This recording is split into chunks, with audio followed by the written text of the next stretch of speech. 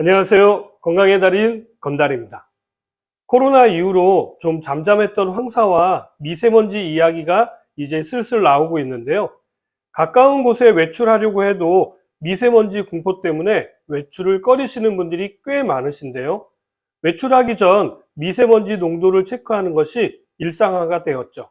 저희 집 근처 공원에도요, 미세먼지 농도를 나타내는 신호등이 있는데요. 초록색이나 파란색일 때는요, 왠지 마음이 놓이게 되고요. 노란색이나 빨간색이 들어올 때는 왠지 불안해지고 집안에만 있게 되는데요. 미세먼지가 무서워서 집에서 꽁꽁 숨어 있는 것이 정답일까요? 정답은 실외보다 실내가 더 위험할 수 있다입니다. 미국 환경보호청 EPA는요, 실내 공기 오염의 심각성과 인체 위해성에 대한 사람들의 무관심을 경고했고요. 가장 시급히 처리해야 할 환경 문제 중 하나라고 발표를 했는데요. 세계보건기구 WHO가 공기 오염으로 인한 사망자 수를 발표를 했는데요. 실외 공기 오염으로 사망한 사람은 연간 약 370만 명인데 비해서요. 실내 공기 오염으로 사망한 사람의 수는요, 430만 명으로 더 많은 것으로 나타났습니다. 의외의 결과죠. 실내 오염 물질이 실외 오염 물질보다 폐에 전달될 확률은요, 약 1000배가량 더 높은 것으로 알려져 있고요. 적절한 실내 환기를 하지 않을 경우에 바깥 공기 대비 실내 공기 오염이 최대 100배까지 증가할 수 있다는 것으로 알려져 있습니다. 우리나라에서도요, 2010년 국립환경과학원이 서울과 수도권 지역의 단독 및 다세대 주택을 대상으로요, 새집 증후군 및 아토피, 천식 유발 물질로 알려져 있는 포름알데히드와 같은 유해 물질 등을 조사한 결과요, 공기 중의 세균과 곰팡이의 평균 농도가 기준치를 초과하는 수준으로 나타났다고 합니다. 생각보다 심각하죠.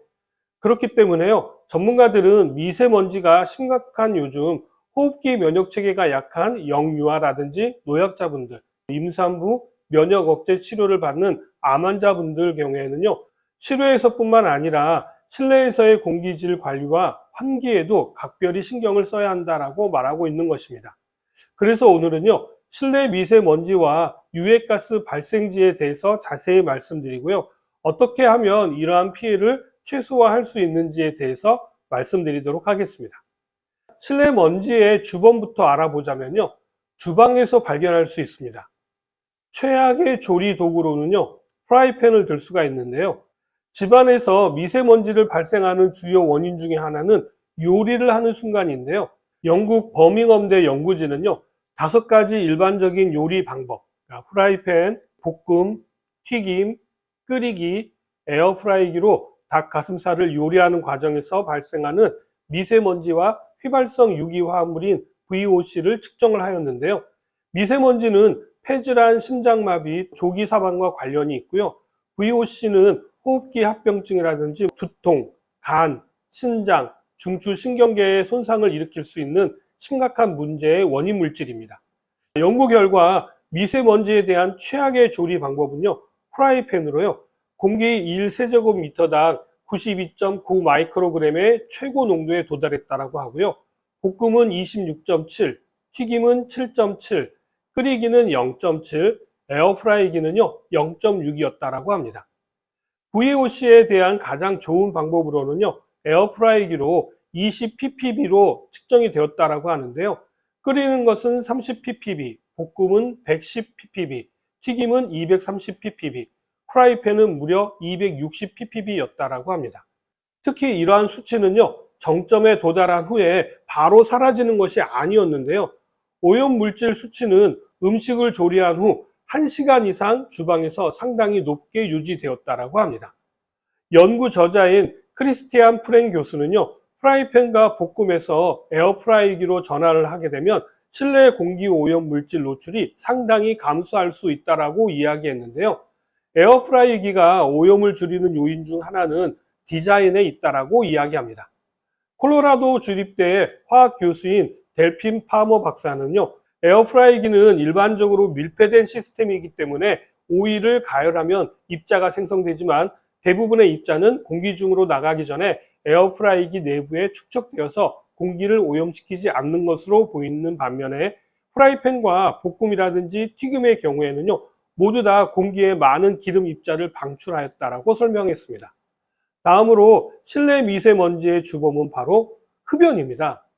서울대 보건대학원 연구에 따르면요, 밀폐된 공간에서 흡연한 다음에 5분 뒤에 날숨에서 나온 초미세먼지의 농도는요, 781 마이크로그램으로요, 공기 중 평균 농도인 712 마이크로그램보다 높았다라고 합니다. 즉, 실외보다 실내 흡연 시 초미세먼지 노출량이 더 많음을 알 수가 있는 실험이었는데요. 요즘은 방에서 흡연하시는 분들이 많지는 않습니다만 아파트 베란다 같은 곳에서 흡연하시는 분들은 여전히 존재하고요. 요즘은 흡연 구역이 정해져 있어서 그곳에 모여가지고 담배를 피우시게 되면요, 서로 미세먼지를 듬뿍 안겨주는 행위가 된다는 사실도 꼭 기억하시기 바랍니다. 다음은 의외의 물건인데요. 바로 향초입니다. 많은 분들이 분위기와 향기를 동시에 만들어주기 때문에요, 한때 향초가 아주 유행을 한 적이 있었는데요. 향초를 피우게 되면 초미세먼지가 다량 배출되는 것으로 밝혀졌습니다. 특히 향초를 끄게 되면요, 초미세먼지의 수치가 급격하게 오른다는 사실도 꼭 기억하시기 바랍니다. 향초의 문제는 단순히 초미세먼지만의 문제가 아닙니다. 휘발성 유기화합물인 VOC 성분도 다량 배출되는 것으로 알려져 있기 때문에 저는 개인적으로 향초는 사용하지 않는 것이 좋다라고 생각합니다. 꼭 향초가 아니더라도요, 초를 켜두면 집안의 잡내를 제거하는 데 도움이 된다라고 해서 초를 켜두시는 분들이 계시는데요.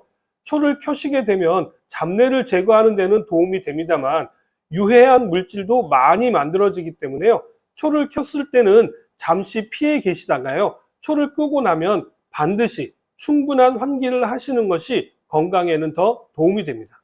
이 밖에도 침실에서도 미세먼지가 많이 발생하게 되고요, 진공청소기를 사용할 때도 생각보다 미세먼지가 많이 발생합니다.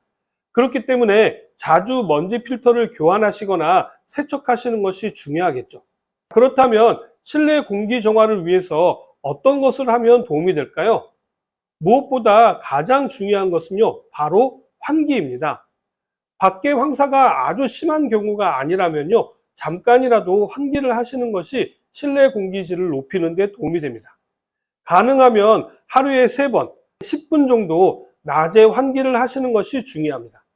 겨울에도 마찬가지인데요. 겨울에 더 잦은 환기가 필요합니다.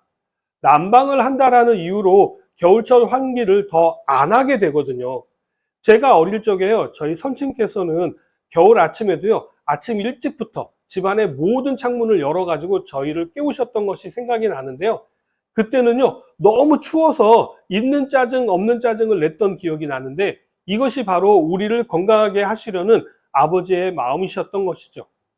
환기는요, 대기순환이 적은 밤보다는요, 아침과 낮, 그리고 늦은 오후 이렇게 3번 정도 하시는 것이 좋습니다. 다음은 조리를 할 때는요, 반드시 환풍기를 켜셔야 합니다.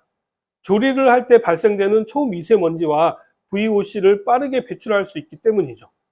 특히 가스레인지를 사용하시는 가정에서는요, 무조건 환풍기를 틀고 조리를 하시기 바랍니다.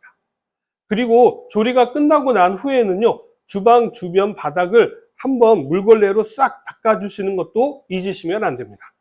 3번째로는요, 에어컨이라든지 가습기, 공기청정기, 진공청소기 등은요, 호흡기와 관련이 깊기 때문에 자주 청소를 해주셔야 합니다. 적절한 습도를 유지하시는 것도 아주 중요한데요. 습도가 높으면요, 상대적으로 미세먼지의 수치는 낮아지게 됩니다. 특히 겨울철이 건조하기 쉬운 계절에는요, 더더욱 습도 유지를 신경 쓰셔야 합니다. VOC가 많이 발생하는 가구나 실내 디자인은요, 가능하면 여름철에 진행해서 충분히 독기를 제거한 다음에 실내 생활을 하시는 것이 좋습니다. 이 밖에도 공기정화 식물을 키우시는 것도 도움이 되겠죠. 자, 오늘 내용은 여기까지고요. 저는 다음 시간에 다시 찾아뵙도록 하겠습니다. 감사합니다.